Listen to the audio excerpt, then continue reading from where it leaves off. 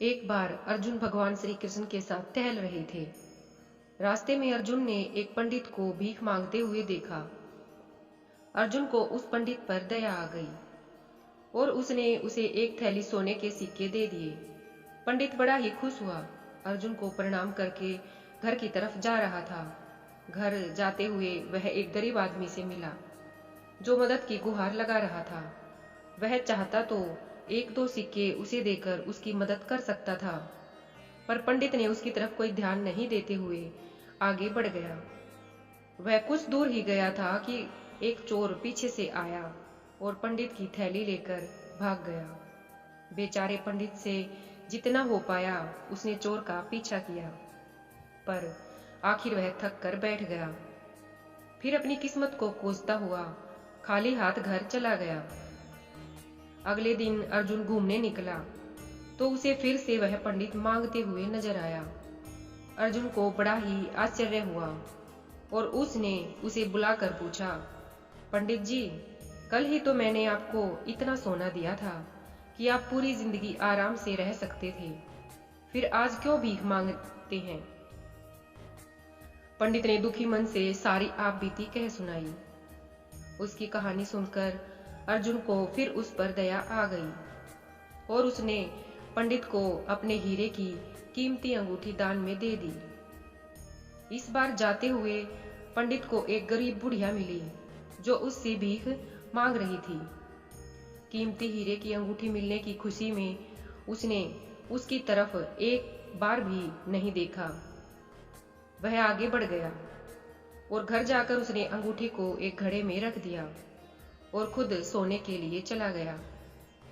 उसकी पत्नी को अंगूठी का कोई पता नहीं था। वह उस घड़े को लेकर पानी भरने चली गई। जैसे ही उसने घड़े को पानी में डाला, वह अंगूठी नदी की धारा के साथ नदी में बह गई। इस बात से अनजान पंडित की पत्नी पानी भरकर आई। तब तक पंडित जाग चुका था और घड़ा ढूंढ रहा था। पंडित ने देखा कि उसकी पत्नी उस घड़े के अंदर पानी भरकर लाई है और उसके अंदर से अंगूठी गायब है। बेचारा सिर पीटता हुआ हाय हाय करता जमीन पर बैठ गया। अगले दिन वह फिर भीख मांग रहा था और अर्जुन ने उसे फिर से देख लिया।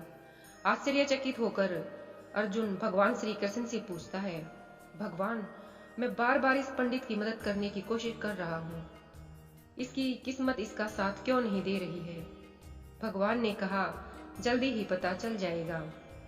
और आज श्री कृष्ण ने उसे एक छोटा सा सिक्का दिया, इतना छोटा कि वह उससे एक वक्त का खाना तक नहीं खरीद सकता था।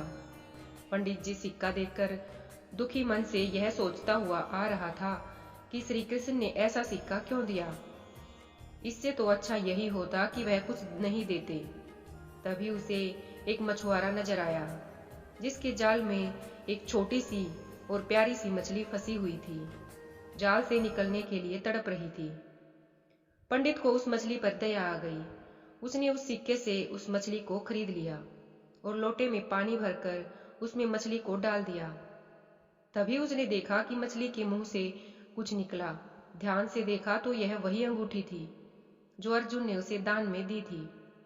अंगूठी को देखकर वह खुशी से चिल्लाने लगा, यही तो है, यही तो है। संयोग से वह चोर वहां पास ही खड़ा था और कुछ दूरी पर कुछ सिपाही भी खड़े थे और चोर ने सोचा पंडित उसे पहचान गया है और चीख चीख कर सिपाहियों को बता रहा है। वह पंडित के पास गया और उससे माफी मांगते हुए उसके पैरों में गिर पड़ा और उसे उसका थैला लौटाकर वहां से चला गया। पंडित समझ गया कि यह सब श्री कृष्ण की कृपा से ही हो पाया है और वह वापस दौड़ा और श्री कृष्ण और अर्जुन के पास गया और उन्हें सारी बात बताई। श्री कृष्ण ने पंडित से कहा, संसार का यही नियम है, जो जैसा कर्म करता है उसको वैसा ही फल मिलता है। तुमने